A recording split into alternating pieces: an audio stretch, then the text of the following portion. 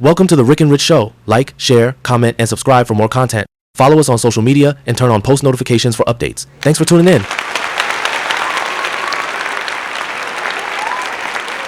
Hello, everyone, and welcome back to another great edition of the Ric and Rich Show. I am Ric. And I'm Rich.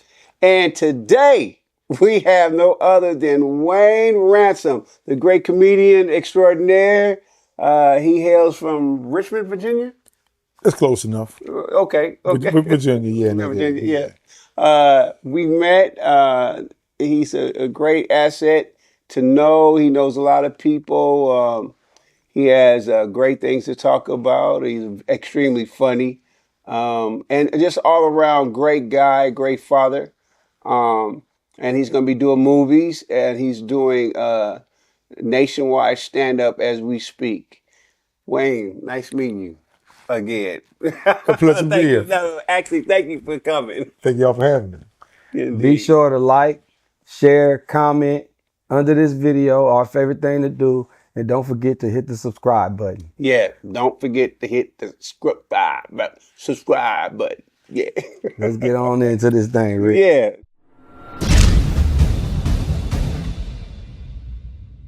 It's time for the Ric and Rich Show. Let's go. It's time for the Ric and Rich Show. It's a specific guy that gets to get it out of people like they don't. The beat blasting, and you just can't stop asking questions, rolling with the flow. It's time for the Ric and Rich Show. It's a lot to do in 3 hours.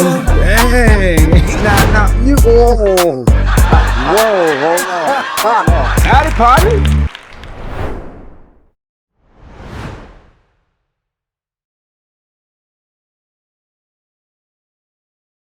So, well, I got some.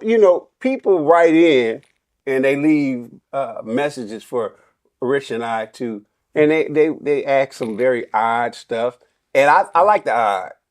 Yeah. And here's one of them. Okay. If your lips are black, does that mean you smoke weed and Newports? Black. That's real. Black. You know how they be black and kind of like pink. You know. Well, first of all, if their lips that damn black, yeah, they smoking weed and Newports. They doing both. And probably something else we don't even know about. So this is like the middle part. If it's real pink, that's that crack. That's that crack. Exactly. Probably some crack and they don't smoke. Heat. Man, they probably don't smoke about probably 20 different things if they're that black. Come on. Yeah, I believe that. I'm serious. Wow. Yeah, how they getting black? Yeah. Do white people's lips get black? Look to your right. RJ's biracial. Well, if RJ's biracial, that means you're half white and half black. So your lips probably would get half black. It would never get all the way. It would never get all the way black. Yeah. Some okay. remnants. Yeah. Black in there. Exactly. Yeah. Just half of it be black. Yeah. Half of it be. Okay. Yeah. I've met dark people who smoke and their lips never turn black. Like certain people's lips do get black, but some people's lips don't. Yeah, but it's a multicolored thing. It's like the pink and they super black. Yeah. And it's like they discolored. Yeah, it's this color. It's like pink on the inside right here and on the outside. With a heat lay right there.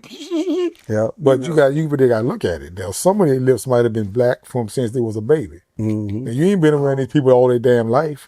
Their lips could have been black all through school. And then when they just started smoking cigarettes and weed or whatever, it just made them a little tad blacker. You smoke the various types of smoking apparatuses, Wayne? I don't smoke nothing, but I used to smoke a little bit of weed when I came when I was coming up years ago. But right now, I don't smoke nothing. Nothing. That's good. I don't smoke. Man. How about you, Richard? You smoke? Yeah, I used to. Yeah. A while ago. Weed. Yeah. Marijuana. How does weed make y'all feel? Okay, let me take the back. When I was in the 8th grade, my buddy Jamie and I smoked some weed, and I got paranoid beyond belief. like I was tripping. I had to remind myself to breathe, and wasn't cool. So right then and there, I knew me and drugs was never gonna be friends. We was never we just couldn't get down with it because I saw that what it did to me just on a small amount of weed, right? And then my boy had the same trip that I had, and we broke out and ran and we started running. We ended up in front of my house, and when we got there, we bust out laughing, right? But once we got in my house, we agreed, hey, this is it. That we can't do this. Well, I had something similar to that. Really? What made me stop smoking weed? This is true shit. I'm about to tell y'all. I hit a joint that was laced. I think it had some crack in it or something. Fuck. Man, you talking about paranoid? What? Look, I took a hit of that shit. I ain't know what was in it. Yeah. This was about 20 years ago. I never forget it.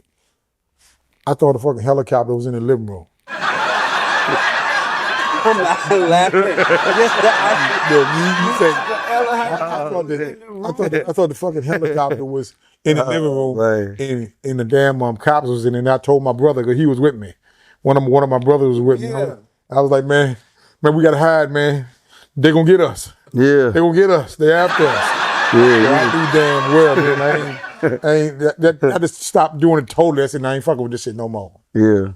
I don't blame you. Shit. Rich, have you ever had I smoked a joint before.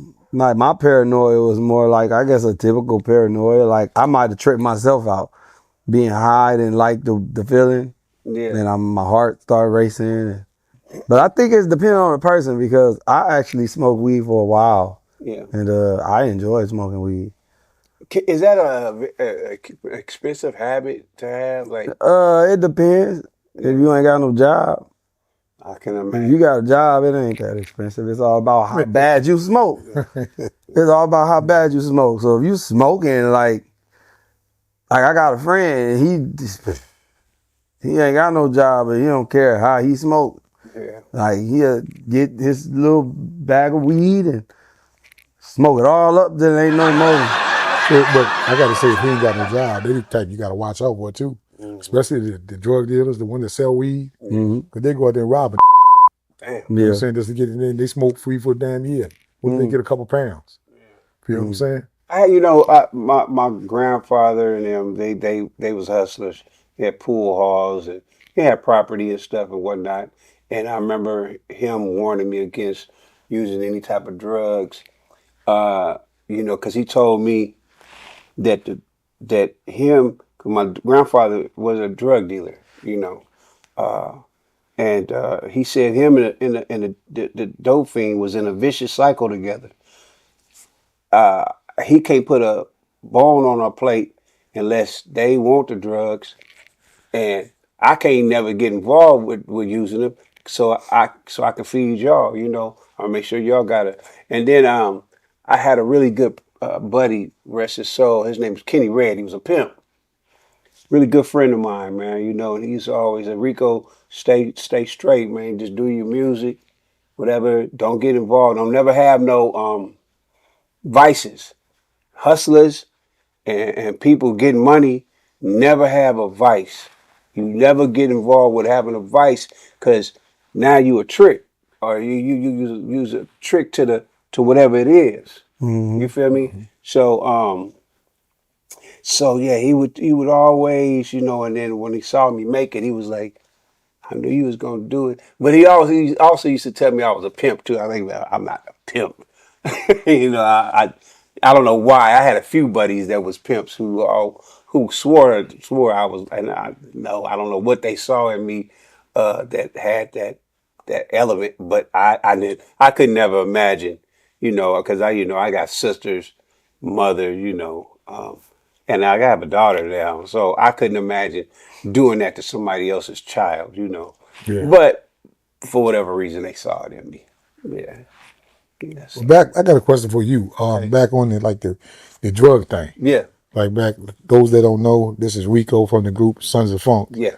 Had the hit song back in the day, Posting inside. And I got the hookup. Yeah, you got the hookup. My question is, you know how a lot of music groups, they get into drugs and all of that. Yeah. Were y'all like that? Did y'all do a lot of weed or drugs? Or? We all were so, only one member of the group smoked weed, and that was Greg. But Dez, myself, and Josh, we was dead set against never ever, because we grew up watching, certain people, like Sly Stone. I grew up in the Bay Area, so I would see Sly Stone, and he'd be high out his mind, and certain other people, groups and stuff that I knew that was prominent, that came from the Bay Area, and they was hooked on drugs.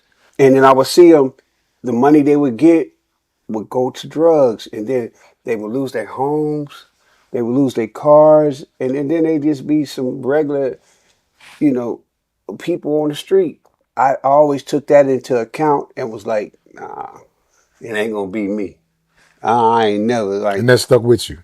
It stuck with me, and I'm so glad it did, because once I did get the money with Master P, because trust me, we got the money. How Snoop say, we got the money. And so I was smart enough. I built this home here, and I bought real estate. And there is a certain addiction for every man. And mine, when I was when I was younger, it was women. Yes, I was very much. I can relate. Yeah, I was very much addicted to women. Drugs, you could never get me on drugs. You couldn't get me on gambling. You couldn't get me on alcohol. None of that. But if you sent a certain girl at me, it was over with. the women got power, man. Yeah, it's power. Like I always tell them, it could be, the man could be way bigger than the woman. Yeah. She could be small and small and fine as hell. Yeah. But guess what? She got that damn power. Power. That cat hit you in the head like a bat. As a matter of fact, I called it is pop. Pop, huh? P-O-P. Power up. Power. Yes, sir. It's powerful. Very powerful. And it's so cold because God made that thing. That's right. He made it. Why I think it's so powerful? That's a good question. I don't know. It's because we came through it. You know what I'm saying? It's a great thing. It's a great thing. It's a great thing, and I would like to thank God for making sure that He made that little coochie for the women. Since we talk about that, I would like to talk about my first time and what happened, right? And I remember the girl, and when I was young, I think I was in the 8th grade, going to the 9th grade or something. And she called me over. It was summertime, and she was like, "Come through the window." And my mama and them going to work. I'm like, all right, cool. I never seen a girl naked before, right? Dirty magazines or whatever. Yeah. But I never had seen one like live in action until she came through, right? And I came through a window, and man, she took her clothes off, and I was just like, wow. And then, so we got the kissing and everything, and so then it happened. Man, I seen fireworks and Stars? The 4th of July, huh? Oh my God. And then this overwhelming feeling came over me, right? It was this overwhelming feeling. And I was like, whoa, that feels great. And it happened about 5 or 6 times. To this day, I don't know why that girl ain't pregnant. That's when I found out that I was able, to procreate. It's like that hit, they talk about that hit, that one, then when you get that hit and woo-hoo. Hey, look, I'm going to tell you, again, you said something just then that I can relate to. You said something when you came through the window. Yeah.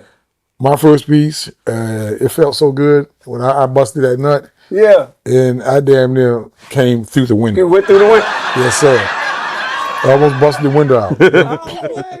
Great feeling in the world. I felt like I was in like a place of paradise. Yeah. I said, have I died and went to heaven? Wayne, I was back at that girl's house every day that summer. except when it was that time, you know. But right when it was over with, I was at that window.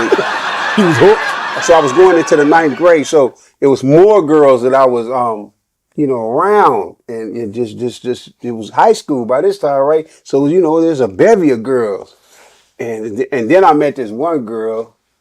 I'm gonna just say her first name. Her name was Kim. She was just excited about it as me.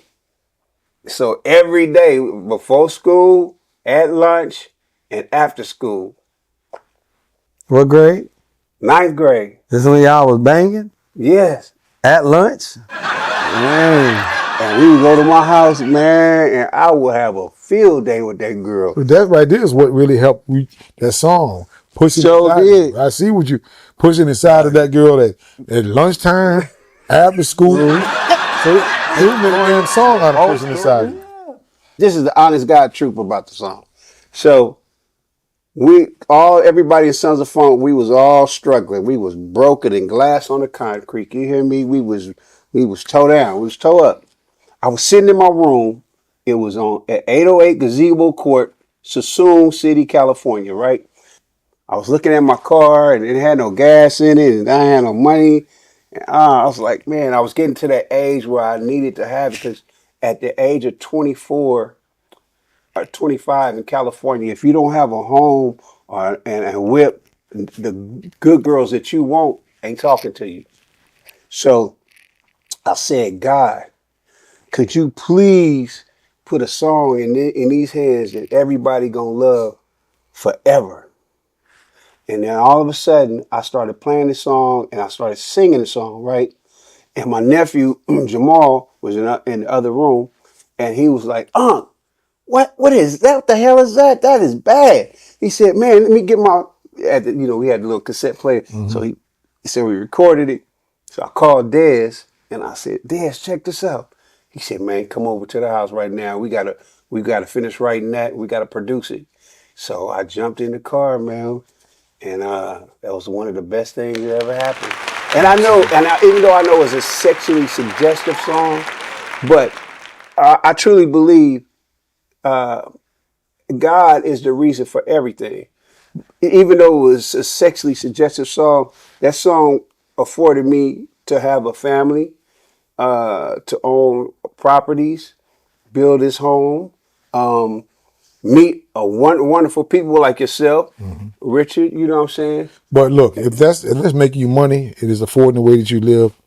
You gotta be like me. I could give a damn about being judged, because sometimes when I'm doing comedy, and I got people in my family that's preachers and all of that. Yeah, I got respect for all of them and love all of them. Yeah. But if I do my stuff, like if I want to put something online, I'm not going to not put it online because I'm afraid of offending somebody. Right. But what I'm going to do, I'm going to put it online, and I usually put up there a note.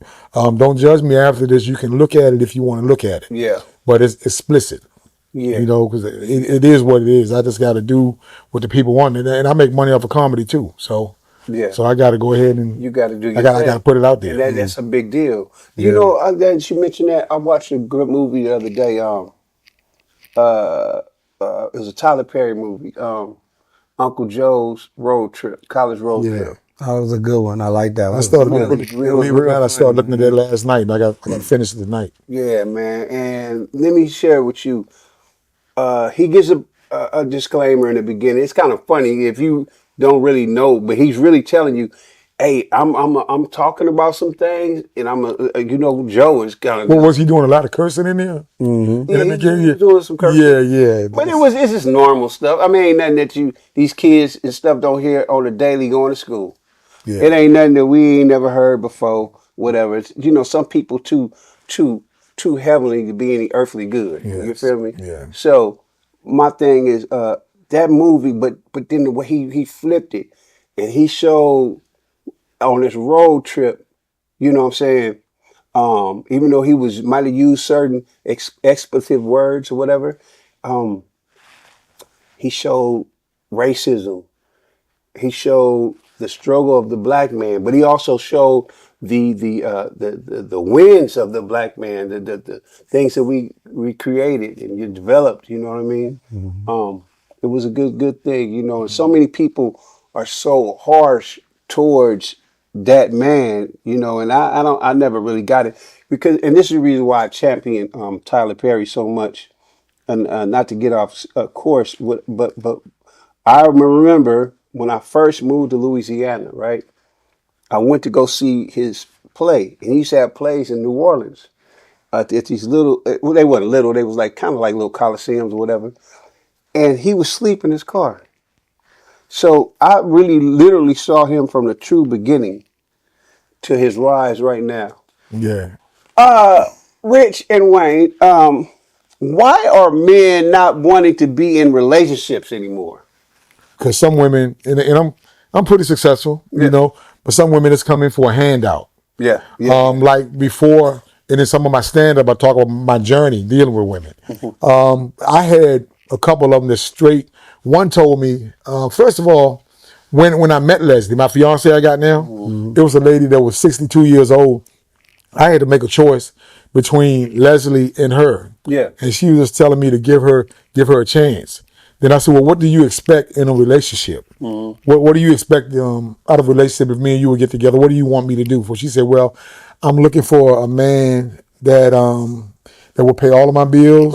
And I'm trying to find a man that could get me he could get me a car, you know, just take care of me. I said, well, you know something, keep looking, you might find him. But it sure ain't me. It sure ain't me. That's exactly what I told her. Man. And then I ran into Leslie. This is a 62-year-old Yes, woman. but she looked good. She was curvy as hell. She was curvy as hell. But you know, the average man that seen her would have looked at her and loved her. She was crazy about me, but she told me enough. Where we live? The South, right? Yeah. Ain't nothing but curvy women out here. That's all it is. I'm just giving you two instances. Now, that was one, and she was like asking me, so I thought you might give me a chance. And I'm going to give you a chance to get the hell about my house. When you told me that, I was really nice to her, but then there was another one. I ain't calling no names on none of these women. But it was one that she actually had me going to church. We was going to church and just having a good time at church, you know. But this time, the next Sunday we went, she had went to church with me. Then we came back home to my house, and she cooked some chicken wings. I don't know if it was some devil juice or some devil sauce in them chicken wings or whatever, but we went to bed, right? And she woke up, and she was crying and just acting all upset, had an attitude. She said, I got problems. I said, okay, let me guess what it is. It's the problem that most women of the world got today. You need some money and you can't pay your bills. She needed the car payment paid and going all crazy. She didn't have the money. I said, how much your car payment, honey? Because I do have a heart. She said, it's $600. So I gave her $300. Told her to get the rest from her family. And then the next week came, you know, that week we got past that. But the next week we went to church again. And she woke up with an attitude, want to tell me I can't look at the ID channel on my own TV. Cut that TV down. I said, well, I look at the ID channel before I go to work, you know. And she said, well, what about what the I want? What about what I want? She went crazy. I said, you know something, dear? This is true. This is true. This is true, by the way. How old was she, Wayne? I think she was about 48. Okay. 48. And I was like, well, you know something? I told her real calm demeanor like I was at that time. I said, well, you know, last month, I didn't have to go through none of this because I was by myself. And I had a peace of mind. I ain't had to go with no lady yelling at me like this. And I'm going back that way. Get your shit and get the hell out of my house. Yeah. Facts. I ain't seen her since. I I got very, very low tolerance dealing with bullshit with women. Yeah, I don't blame you because I ain't no way I could deal with that, bro. I agree. No. Women, I think wise because women do, like he said, they expect too much out of the other person. High expectations. Controlling, high expectations. And you can only do what you can do. Yeah. You can help. I wouldn't mind. I could have helped, but I'm like, no, you're not going to just trying to use somebody to take advantage. That's exactly what it was. I went through a divorce. Okay. And I immediately identified the red flags quick. And first off, I look at a person, if you don't have anything to lose, then we sure can't be together. If you ain't been taking care of yourself before you met me, and you at a certain age, we can't be together. Exactly. It ain't making no dollars. It ain't making no sense. Why come at me? You know, it's okay to help somebody, but when I first meet you, don't come at me asking for no money. Yeah, that's, You know what I'm saying? that's a turn-off. We still getting to know each other. We still building this here thing. We ain't, you know, we are not in a marital situation, and in marital situation things happen. But you as a couple come together and work that thing out together, Exactly. financially or whatever, spiritually, whatever case may be, because that's your other half. Yeah. But just some random chick that you just meeting, she Didn't I need need to try baby. Man, that's, and I had a nerve to, I helped her some, but out there dating is a cesspool. I met this woman online. Dating is like a cesspool. The woman I got now, I guess she screened me too, because when I first met her, I was trying to sell her a roof, and somebody else got the job, and she was acting all stuck up, and I was like, man. I told Mike, I said, man, this woman crazy as hell, man. I was thinking about her. I don't know how we got together. I still bring that up to her today. I said, because it was a comedy show I had. Her sisters came out there. Her sister and some friends came. I said, well, where's your sister at? Because I thought she was attractive. Oh, she didn't want to come. I said, oh, well, she all stuck up. And that was it. And then a year later, put it this way, we together. I don't know how that happened. But before we actually made it official, there were some questions on both of our sides. Well, she knew I was doing good because I was selling roofs, but I want to know what you're doing. Absolutely. I want to know what you're doing. How are you making your money to survive yourself? Yes. And she told me basically she works some kind of job. I still don't know the name. I see her doing it now. Yeah. And don't know dealing with the lawyers and all of that, but she's got a good paying job. Okay. They got a nice big house. Got her own shit. Yeah. So that's what I was looking for, somebody so that type of woman, I don't mind. You can build. Yeah, we was in Houston last week. I said, it was Valentine's Day. I didn't buy you nothing. I want you to buy your own anything you want in the store, as long as it ain't come over $20. I was like, but look, baby, anything you want in the store, baby, it's your day. And when I could say that to her because I know she wasn't going to take advantage. Yeah. I know it wasn't going to go over probably $500. Right. And she picked herself out a nice pocketbook. Right. So that's why I mess with her.